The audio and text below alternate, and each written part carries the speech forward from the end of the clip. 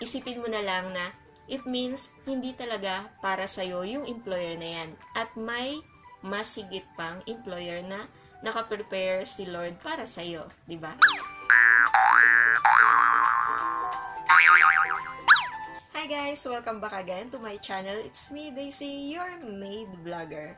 Ito naman sa FB page ko. Thank you po kasi it means like and follow siya sa FB page ko. Thank you, ate. Sabi niya, karamihan ba ng nagdi-DH ay nati-terminate? Nakakatakot kasi pag ma-terminate. Tapos may utang pa sa Pilipinas. So, termination, isa talaga yan sa kinatatakutan. Mga katulad ko, especially kapag bago pa lang o yung papunta pa lang dito. Pero kapag medyo matagal-tagal na kayo, or alam nyo na kung ano ang dapat gawin, hindi nyo na yan kakatakutan. Isipin mo na lang na it means hindi talaga para sa'yo yung employer na yan. At may mas higit pang employer na nakaprepare si Lord para sa'yo, di ba? So, itong buong videong to para sa'yo lang, te. I'm going to share now all about termination of employment contract. May mga nagtatanong na terminate ka o ikaw yung nag-break ng contract. Ganyan ang tanungan dito. Pero actually, termination or break ng contract, actually, pareho lang naman ang ibig sabihin yan. Pero ganun nga namin siya ginagamit dito sa Hong Kong. Pero ang ibig sabihin po niyan, kasi tayong mga domestic helper, tapos yung mga employer natin, pareho o pantay yung karapatan about this, about sa pag-determinate o pag-break ng contract. It means, pwedeng ang employer natin ang mag-terminate sa atin o mag-break ng contract natin, or tayo yung mag-break ng contract natin, o tayo yung mag-terminate sa employer natin. So, ganon. So, medyo mahaba-habang usapan to. And then now, i-share ko naman yung experience ko. Kasi siguro alam nyo na ako yung nag-break ng contract o tinerminate yung employer ko. Siguro alam nyo na, ulitin ko pa ba? Hindi dahil sa trabaho, kundi yung pakikitungo nila sa akin. Trinay ko talaga yung best ko para matapos sana. Para di ako magkaroon ng record na break contract o termination. Pero ganun pa rin yung nangyari kasi hindi ko na kaya. Actually, yan yung nakikita kong maganda dito sa Hong Kong, no? We have the right to terminate our employer. O mag-break ng contract. Mga 10 months pa lang yon, gumawa na ako ng letter. Kasi sabi sa akin ng mga kakilala ko, kailangan daw kung mag-break ako ng contract, magpasa ako ng 1 month notice. Or, ikaw yung magbayad sa employer mo. Kasi kapag nagbigay ka ng 1 month notice, ibig sabihin, mag-work ka pa. Willing ka pang mag-work ng 1 month para makapag-prepare sila o makahanap sila ng kapalit mo at wala kang babayaran. Ikaw pa yung sisweldohan ng employer mo. Or kung gustong-gusto mo na talaga umalis sa bahay nila, ikaw ang magbayad ng 1 month salary sa kanila and then alis ka na sa kanila. So, ako, ayoko magbayad kahit gustong-gusto ko nang umalis. So, nagbigay ako ng 1 month notice sa kanila. Pero ang nangyari that time, nakiusap sila sa akin. Kinausap ako, bakit? Syempre, naramdaman nilang ayoko na talaga. So, nakiusap sila. Pero, naulit na naman na kasi yung lalaki, pangalawa yung babae. So, nangyari na naman. Sabi nila, you can find employer dito sa Hong Kong. Okay lang daw. Basta wag daw ako muna aalis nang hindi pa dumadating yung kapalit ko. Siyempre, bait-baitan sila, ganyan. Tapos, in-offer pa nila na dadagdagan yung sweldo ko para pumayag ako. Nagkaroon sila ng problem kasi yung kinuha nilang helper sa Pilipinas, nabuntis. Siyempre, another kuha na naman sila. 1 month na naman yun. Na-try kong i-consider kahit nahihirapan na talaga ako kasi ayoko na talaga. Sure na ako, naalis ako kahit wala pa akong employer. Tapos, may nangyari ulit. Yung tipong talagang nadurog na yung puso ko sa sinabi nung employer kong babae sa akin. Rest day ko noon. Talagang min-message ko sa WhatsApp. Sabi ko, ayoko na. Gusto ko na mag-break ng contract talaga. Tuloy na yon. Kasi nga, nagpasa na ako ng 1 month notice. Hindi lang nila tinanggap. Kasi nga, nakiusap sila. Tapos pumayag din naman ako. Ang blessing nun, nakakita na ako ng employer. Ito. Okay na, nagustuhan ako ng mga employer ko. Talagang naging honest lang ako sa kanila na ganun yung sitwasyon ko sa employer ko, sa Prince Edward. Kaya gusto ko nang maghanap ng new employer. Nadala sa honesty. Yun, so maging honest lang kayo. Nung sinabi ko na sa employer ko na akong employer, next employer, eh wala pa nga yung kapalitan ko at nag-sorry siya sa akin. Sorry ba yun? Hindi eh. In-explain niya lang yung sarili niya. Pero wala naman sa akin yun. Kasi nga, palis na ako. Parang konsiderasyon na nga lang yung ginagawa ko sa kanila. Kasi para sa dalawang bata. Kasi alam naman nilang love ko yung mga bata, yung mga anak nila. Ang sabi pa niya sa akin, nagagalit sa kanya yung asawa niya lalaki, na alis na ako, eh wala pa yung kapalit ko. Dahil sa kanya, kaya ako aalis. Kumbaga siya yung sinisisi nung asawang lalaki. Kaya ako alis. So, nung nalaman nga nila na may employer na ako, itong babae, alam niya nang hindi niya na ako mapipigilan. Kahit anong sabihin pa nilang dagdag salary, hindi na ako madadala kasi may employer na ako eh. Pero ako po yung naghanap ng employer hindi po nila ako tinulungan. Ginawa ko po yun ng rest day ko. Pero kahit hindi naman nila sabihin yun na maghanap ka muna ng employer, eh, ginagawa ko na rin naman talaga yun. Hindi lang nila alam kasi nga gustong-gusto ko nang umalis sa kanila. Dapat i-consider nyo yan kung gusto nyo mag-break ng contract at hindi pa kayo ready mag-for good. Maghanap muna kayo ng employer dito sa Hong Kong bago kayo umuwi ng Pilipinas. Kasi mas mura dito. Ang binayaran ko lang dito, 10% of my salary. Tapos 2,000 pesos sa Pilipinas. So, yun lang. Like, less than 5,000 pesos, diba? Samantalang yung first time na apply ko, nakagastos ako ng 55,000 pesos. See the difference? Saka ang kagandahan nun. Na-meet ko personally itong mga employer ko. Nakita nila ako face to face. Mukha daw ako mabait, ganyan. Mukha lang. May group kami sa WhatsApp na doon lahat kami, among lalaki, among babae, tapos ako, na helper, ganyan. Kasi talagang minomonitor lahat nila. Like, paghatid ko sa mga bata, pagsundo, ganyan, or pagbalik ko ng bahay, kailangan ko rin mag-message, mga kinakain ng mga bata, pipicture mo yan, tapos ilagay mo kung ano yung mga kinakain nila. Kahit pag magka-car wash ka, what I mean is, hindi talaga kami nagda-direct message. Pero, bigla akong dinirect message ng babae para mag-extend ako sa kanila, babayaran naman nila ako, wag na lang daw akong umuwi ng Pilipinas. Mag-exit na lang daw ako sa Macau. Desididong na talaga ako noon kasi na ayoko na. Kahit bayaran nila ako, ayoko na talaga. Tapos, I'm aware din na that's illegal. Kung mag-change ka ng employer, kailangan mo mag-exit ng Hong Kong. Tinuruan pa niya ako ng mali. Na kung mukha talaga akong pera, hindi na talaga ako uuwi. Yung tipong magtatrabaho pa ako ng 1 month uli sa kanila. Tapos, exit lang ako ng 1 day sa Macau. Tapos, balik na ako. Punta ako dito sa employer ko. Siyempre, ayoko nun. Kasi wala na akong bakasyon sa Pilipinas. Hindi ko makikita yung mga kamukha ko. Akala siguro nila mukha akong pera. So, nagmagaling ako doon. Yung para malaman lang ba nilang aware ako na illegal yun. Nag-reply ako. Pero nag-reply ako dun sa group namin. Sorry, ma'am. I know that's illegal. Sabi kong ganyan.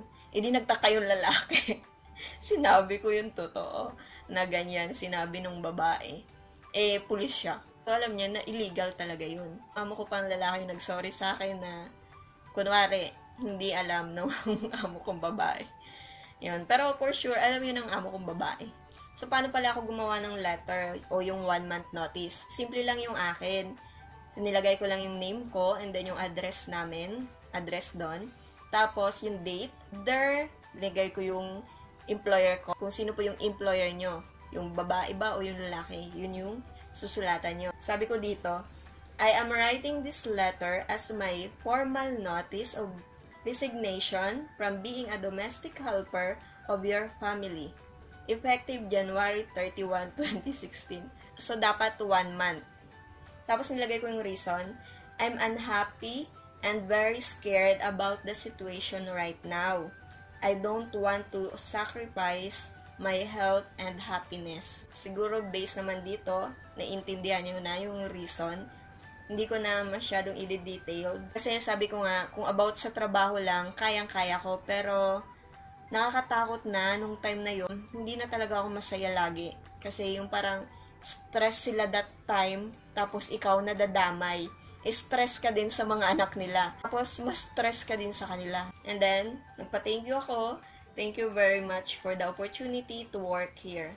Sincerely. So, nilagay ko lang dito yung name ko. Tapos, hindi ko actually nilagay dito yung name nila sa baba. Pirmahan mo, tapos dapat pumirma sila. 3 copies actually yung ginawa ko para sa kanila. Isa sa akin, and then, para isa sa immigration. Yung iba kasi mga employer, ayaw maniwala o ayaw tanggapin. Kapag nangyari yon, i-direct nyo. I-send nyo o dalhin nyo sa immigration. Nandito pa sa akin yung akin. 3 pa talagang copies to. Kasi, hindi ko siya actually winawala. Nilalagay ko lagi siya sa mga documents ko. Kasi just in case, magamit ko. Pero mukha naman hindi ko na siya magagamit. Ayan, nagamit ko ngayon. So, pag-explain sa inyo. So, for formality lang to.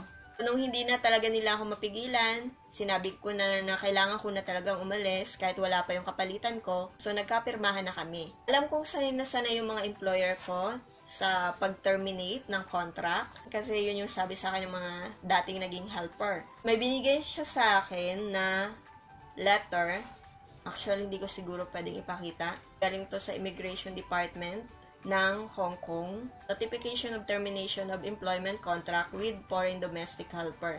Actually, napaisip nga ako dito kasi parang ang dating sila yung nag-terminate sa akin.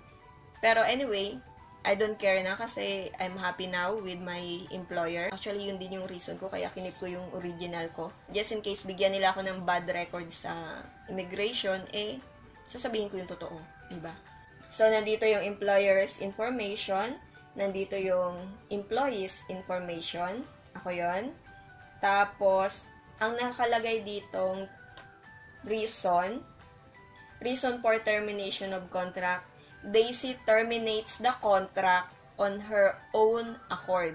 So, based on here, ako yung nag-terminate ng contract on my own reason. So, nagulat ako yung ganito yung nakalagay, pero tinanggap ko na rin kasi para hindi na magka-problema kasi una, may employer na ako. Pangalawa, baka ano pang mangyari, palis na ako. So, hindi ko na pinilit yung talagang dahilan. Tinanggap ko na rin yung reason na ganito kasi good for me, good for them. Kasi syempre, kapag bad yung reason, pwede silang ma-blacklist. Lalo na kung marami na yung nag-terminate o nag-break ng contract sa kanila. Ganun din sa atin guys ha.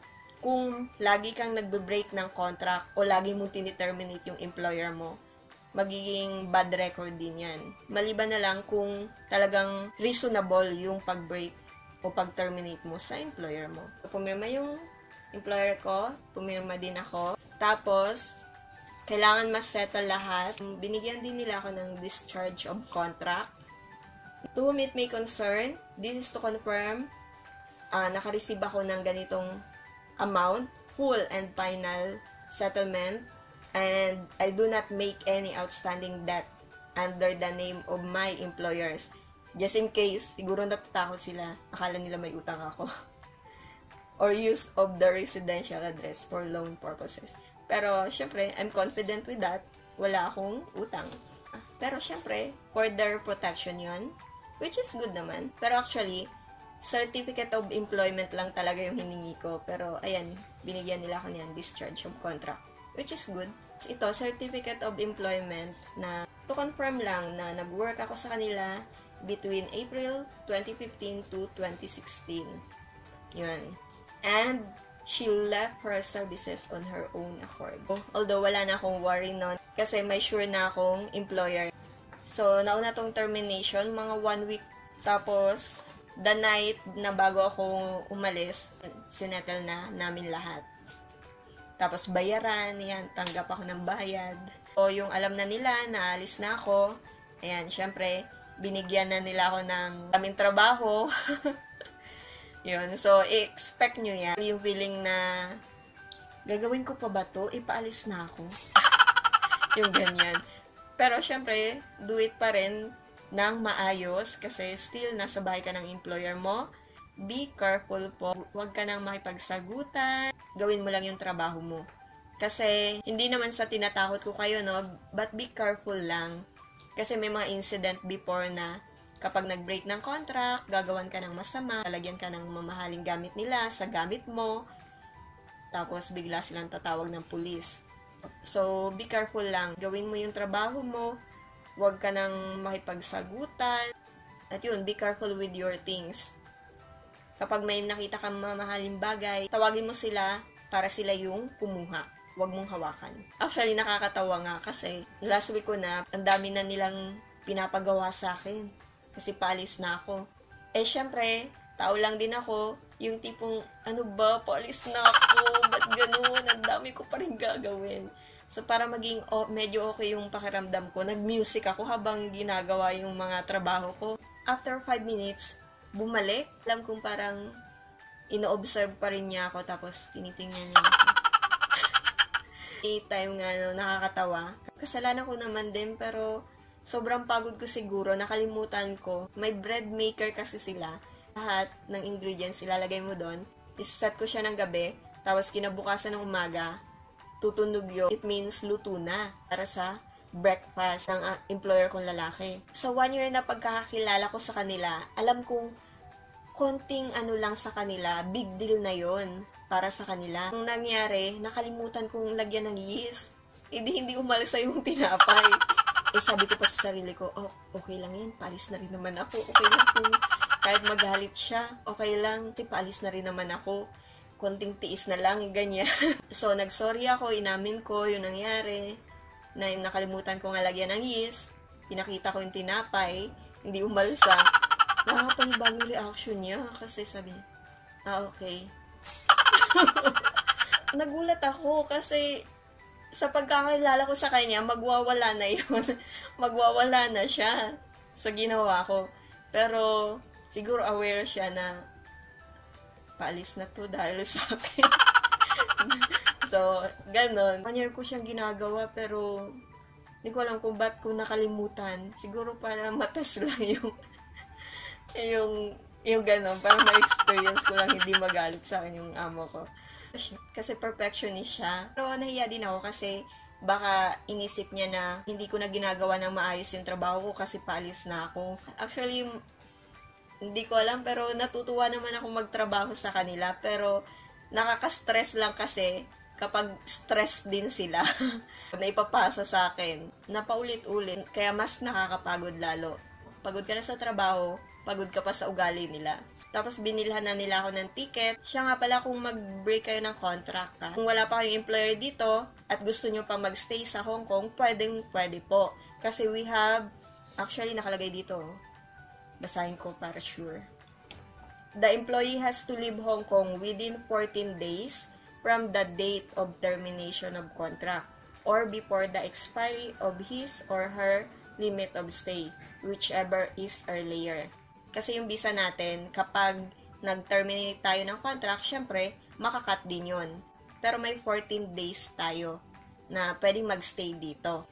Pero, syempre, pag pinababa ka na ng employer mo, saan ka pupunta? So, ako that time, sigurado na ako kasi may employer na nga ako. So, diretso na ako sa airport. Pero, kung kayo, if you want, magstay muna dito, may mga apartment or kung may kakilala kayo dito, ayan, magtanong-tanong kayo. Kasi ako, I'm a member of a church here in Hong Kong. Kapag na-terminate ako, o biglaan akong pinababa, I can call to my pastor and magsabi na kung pwede ako magstay sa church para makapaghanap ako ng employer.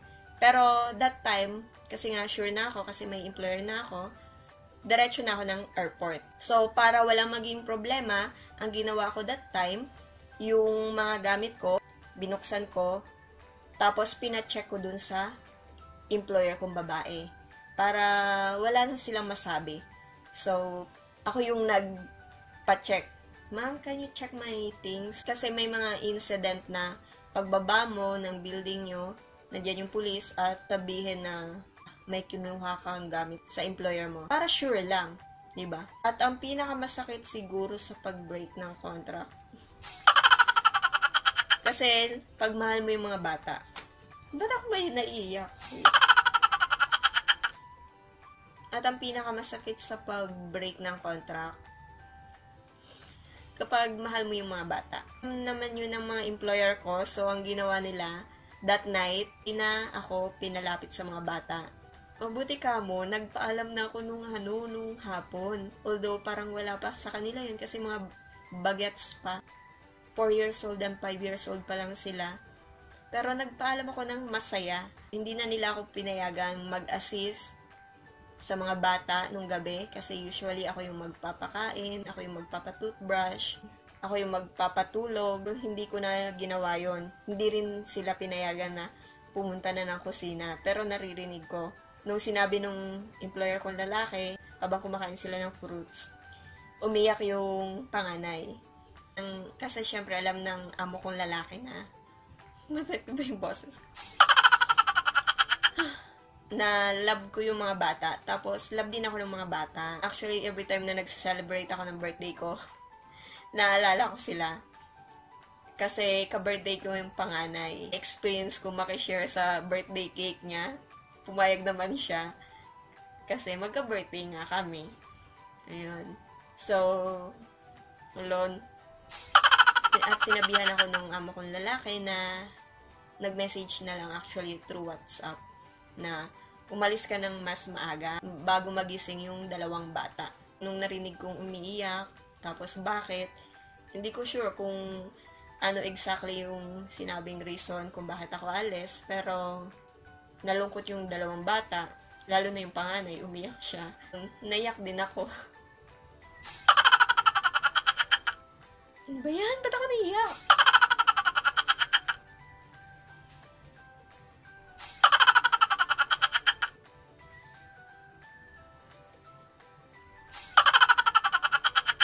Wala.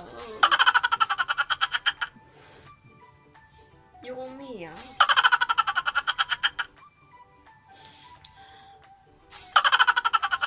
Wala. Ba't ako naiyak? Hindi, na-miss ko lang siguro sila.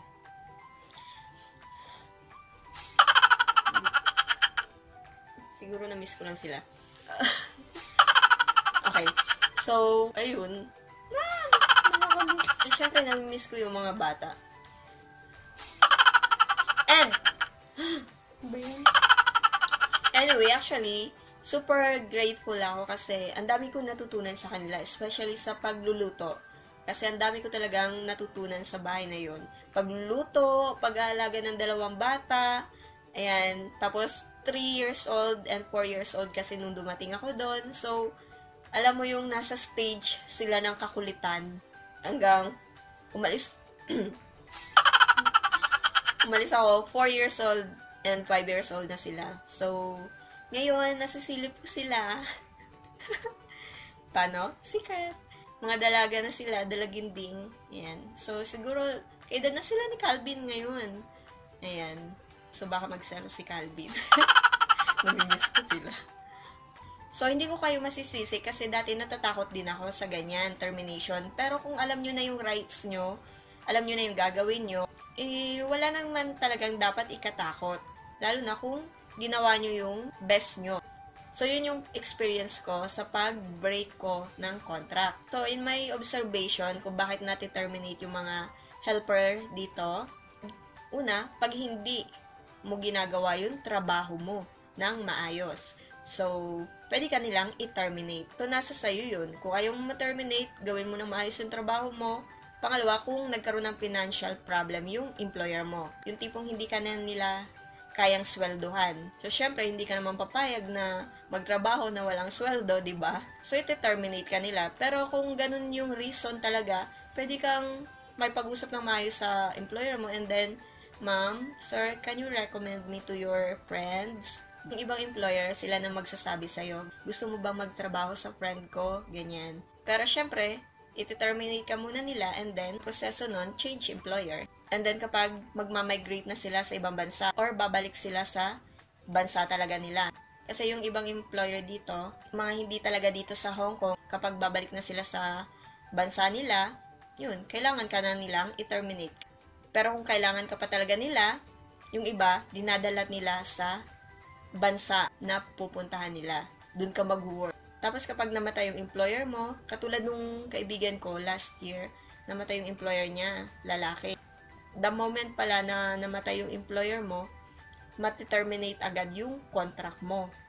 Pero yung kaibigan kong yun, since kailangan pa nga siya, kasi may alaga siyang bata, balik change na lang ng employer, yung asawa naman, ang naging employer niya na.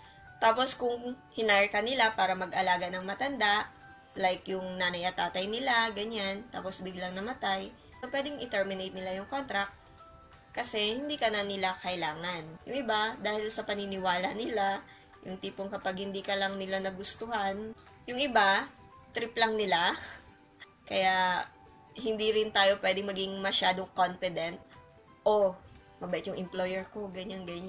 Kasi hindi talaga natin alam yung iniisip nila. Kasi may mga ganong employer na, okay naman, pero bigla-bigla na lang na, sorry, we need to terminate you. Yung tipong hindi nila kayang sabihin kung ano talaga yung dahilan. So, I think ang haba na nito. So, right now, hindi na ako natatakot. So, wala naman talagang dapat ikatakot. Lalo na kung alam mong ginagawa mo yung trabaho mo, isipin mo na lang na hindi talaga siya para sa'yo. At may iba pang employer na nag-aantay para sa'yo. By the way, guys, I have a copy nga pala of sample letter o yung 1-month notice. So, kung kailangan nyo, i-message nyo na lang ako sa aking FB page and then isi-send ko sa inyo. Okay? That's it, guys. Thank you for watching. God bless.